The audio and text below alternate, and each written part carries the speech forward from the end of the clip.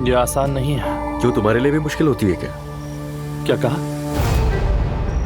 तुम ज्यादातर घर होते नहीं हो ना, कभी एक बार कभी दूसरा, इसीलिए पूछ लिया मैंने।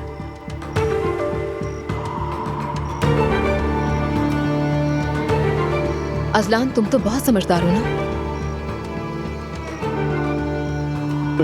खैर, तो अब जबकि हम खाना खा चुके हैं तो क्यों ना चाय और कॉफी पी जाए। प्लीज सबके लिए चाय सर्व कर दें।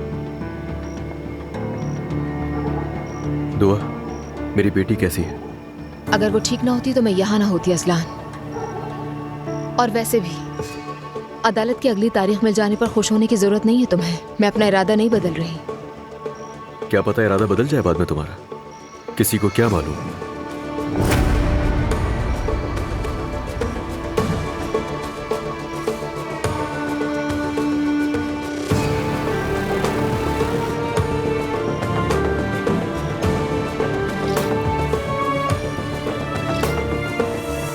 दुआ, तुम मुझसे नाराज हो, मैं जानती हूँ। I am sorry please.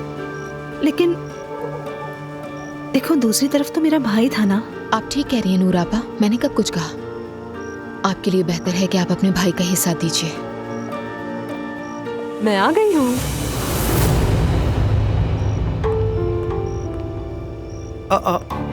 Elif, तुम यहाँ कैसे आ गई? दरवाजे से आई और कैसे? मुझे मिस कर रहे थे ना आप लोग?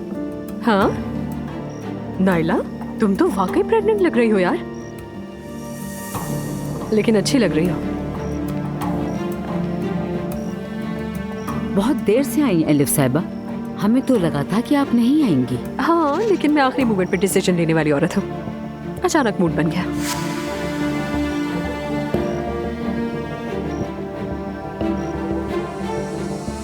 खाना तो खाओगी ना? नहीं शुक्रिया आप लोगों का, मुझे भूख नहीं है। क्या तुम कुछ पीना पसंद करोगी एलिफ? नहीं, मैं घर पर ही पी लूंगी, और वैसे भी यहाँ कोई ना कोई रूल्स और रेगुलेशंस होंगे।